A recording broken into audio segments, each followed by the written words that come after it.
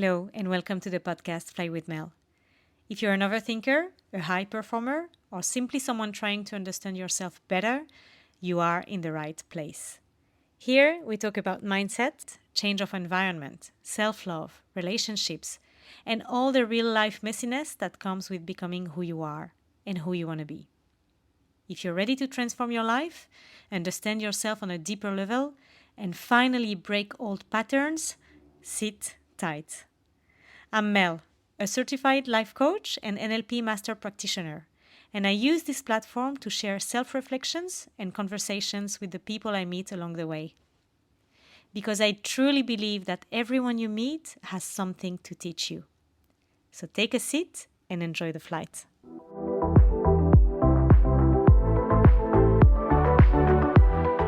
Today, we're diving into something that every overthinker, every high performer, but also every human deals with: the fear and self-doubt. Because here's the truth. The moment you finally decide to change something, your job, your habits, your relationship, your boundaries, fear shows up. Not because you're wrong, but because you're finally stepping out of your comfort zone. And this is where most people stop. Not because they're incapable, but because their brain freaks out when they stop living on autopilot. Now, you have to know that fear isn't a problem. It's an information from your brain. It's your brain alarm system. It doesn't ask, is it good for you? It asks, is this new? Oh my God, this is new. I don't know it. It's unfamiliar. So when you try something different, even something healthy or more aligned with what you want, your brain tries to pull back. You feel like, things you have thought that comes up, which are like, what if I fail? What if I look stupid? What if I regret it? What if someone judges me? Your brain is not trying to sabotage you. In fact, it is trying to keep you alive, to keep you safe. Some mechanism from the wrong century, because it's like a mechanism from back in the days, our ancestors, right? It's a mechanism from there, where the problem was a big danger. People were having this protective mechanism coming up when they would have to fight for their life. So the brain has been wired for that, to protect ourselves, to protect our ancestors when they would have any danger in front of them that would really potentially kill them, to activate itself, that mechanism in the brain, to be like, hey, stop it now. This is a stop signal because you're in danger. And that would be like a big, signal in the brain, like activating stress, activating all the things in your body and mind to stop yourself from doing something, because that would be a big danger, right? The thing is, this wired mechanism is still in your brain today, and it's still trying to protect you. But today, you don't have the same danger as our ancestors, right? You don't have to fight for your life every single time you have something, or you have to deal with a decision, or you have a problem, or you're trying to change or do something new, something different. But yet, your brain is activating that mechanism exactly the same way. And that's why sometimes you're freaking out. Your brain goes in fight, flight, or freeze mode. And you don't even recognize yourself sometimes. And you overthink a decision before taking action. Because you really are fearing something that is deeper than what the reality is actually in front of you. So fear isn't the problem. The real problem is that your brain is interpreting any danger as a stop sign instead of just a signal that something is going to change. Now, with those fears appears self-doubt. That's when, for example, your identity shifts. Self-doubt is not a lack of ability. It's a clash between who you've always been and who you're trying to become, who you're becoming. When you start changing, your mind will ask you, who am I without these old habits? Who am I without that identity that I've always been carrying? Who am I when I'm not that type of person anymore? Who am I? And so you're challenging the old narrative that has always been here within you. And that's uncomfortable. But it's also exactly how transformation works. So the moment of taking action is the moment the brain resists the most. When you think about changing, you feel hopeful. When you prepare to change, you feel motivated. But when you actually take the step, that's where fear kicks in. And I know you know what I mean. It's like when you really finally decide, that's it, I am doing it, let's do it. That's where all the fears, all the overthinking, all the spiral in your brain comes up, and suddenly you don't even know if you want to take action anymore. This resistance is predictable, it is normal, but also it is temporary. Think of it like a turbulence when the plane takes off, right? The journey isn't the problem, the departure is. So how do you deal with it, right? How do we deal with that, you may ask me? Well, here are the 4 tools I give to my client when I do coaching and when we are trying to really slow down the overthinking to finally take action and take that step, take that leap of faith, and finally become who you really want to become. The first step is really to name the fear out loud. So you say it directly. I am scared of XYZ. And then after really saying out loud that fear and naming it, and you can write it down, you can just say it, okay? In front of that fear, now that you know how your brain works, you can just say to that fear, okay, I am scared because this is new. I'm scared because my brain is protecting me, not warning me. This fear doesn't mean I have to stop. It just means I need to pay attention. Really naming your fear reduces 50% of its intensity. Your brain will calm down when the emotion is acknowledged. So all of that and all of the work we do with the mind anyway, the first step is always about self-awareness, being aware of what's really happening. Because sometimes you're overthinking, you spiral in every kind of different thought, and sometimes you even go extreme. And I know what I mean because I've been there and I'm always there still. Like it's human. This is how the brain works. And sometimes I go into extreme mode and I really go to the worst case scenario, but sometimes the worst case scenario is really like unreal. It's not even part of the current reality, but still I go there.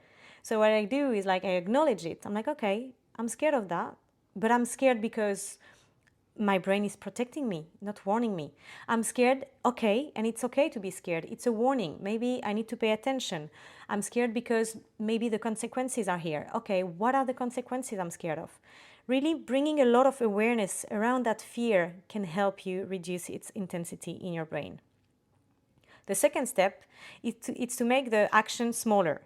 So, sometimes we want to take big decisions, especially when we are super ambitious, high performers.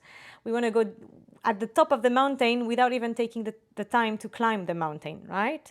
And because we see a big, big step to take in front of us, that's where fear kicks in even more.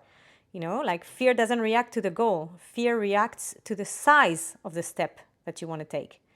So maybe instead of starting that big business straight away and having that big business in front of you that you need to start and you need to do all these things and blah, blah, blah, blah, blah, blah. Yeah, that's how my brain works sometimes. And I know that it might work for you the same way.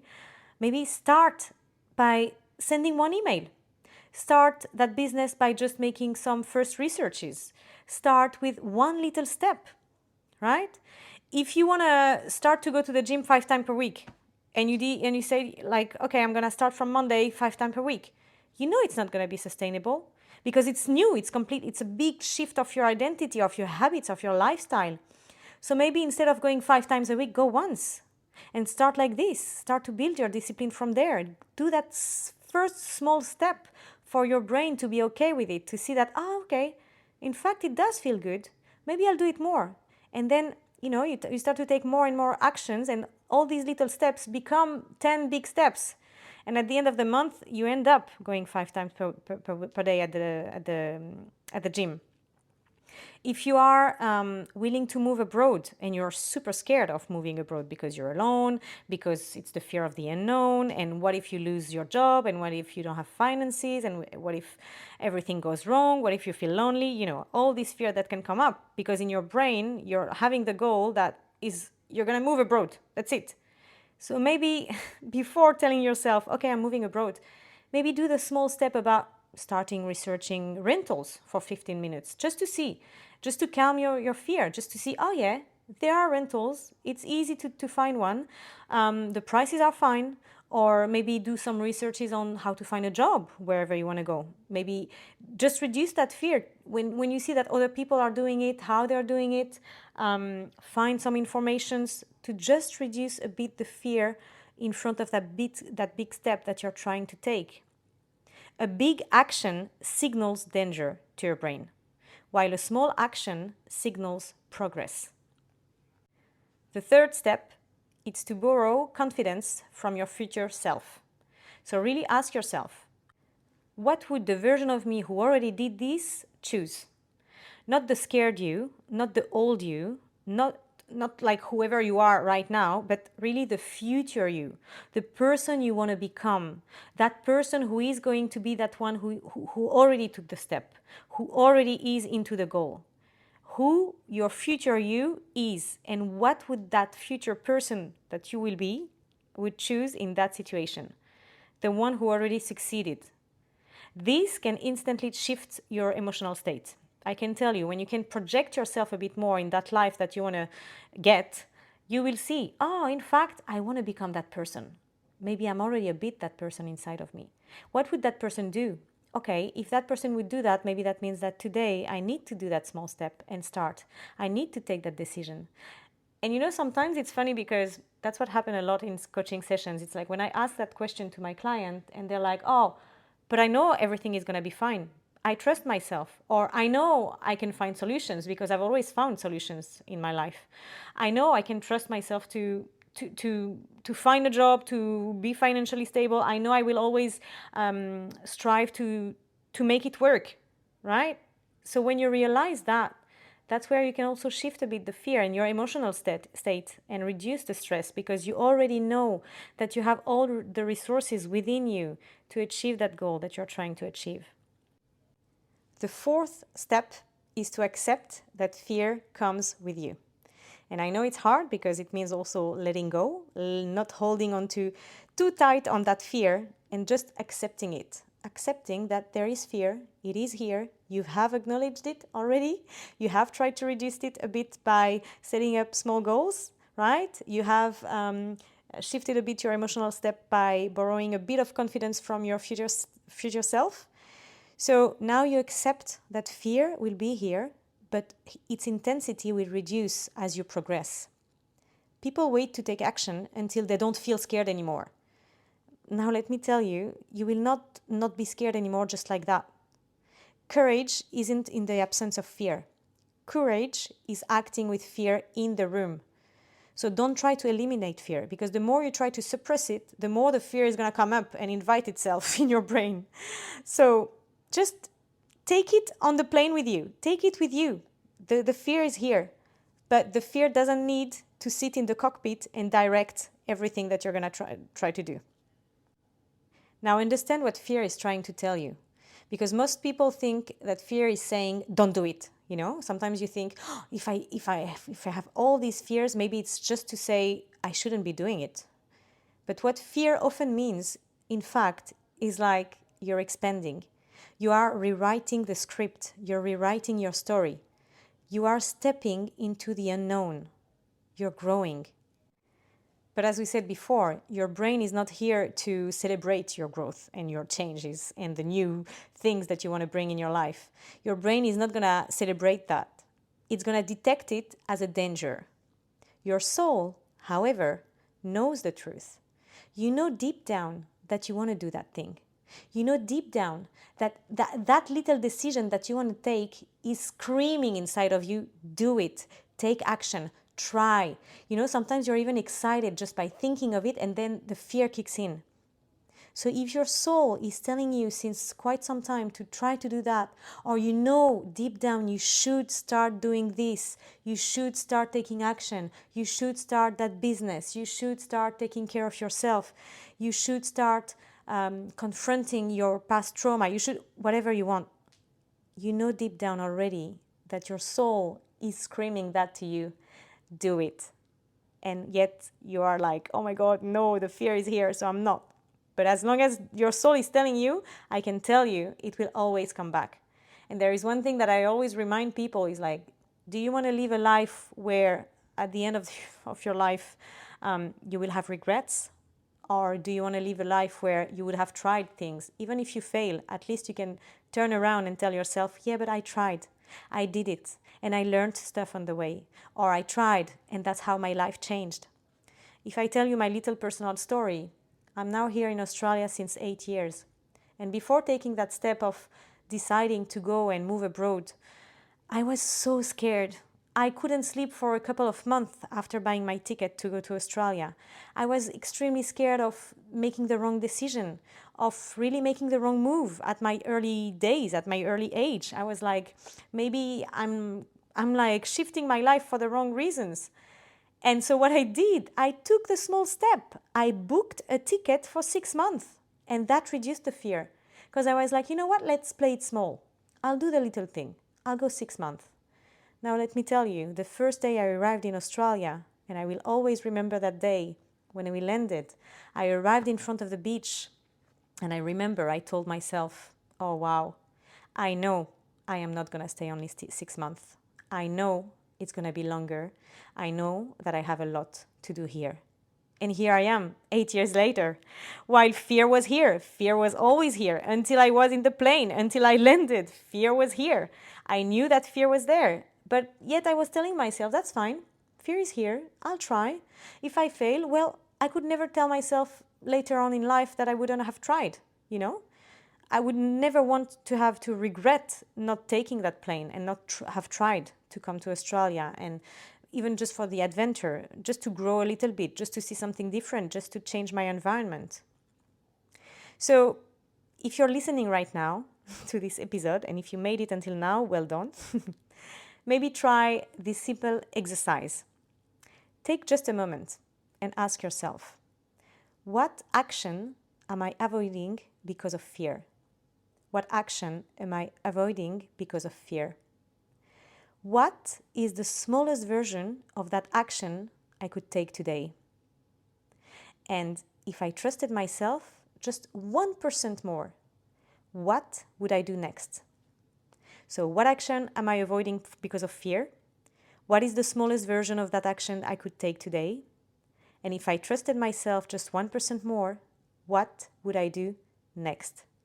Write it down, say it out loud, take one tiny little step today, because here's the truth. Confidence is not built before action. It is built by action. When you start to take action, that's where you see progress, and that's where you start to trust yourself more towards that goal that you're trying to achieve. Every time you act despite fear, you teach your brain, I can handle this. I am safe. I am capable. And I am growing. So the final message today for this episode is really that fear and self-doubt don't disappear when you start taking action. They rise because you are rising. The goal isn't to silence fear. It's to lead anyway, to lead with clarity, with softness and trust. So go do that thing that scares you. And I wish you all my luck. But I know that just by listening to this episode, you're already learning, growing, and soon glowing. Take care.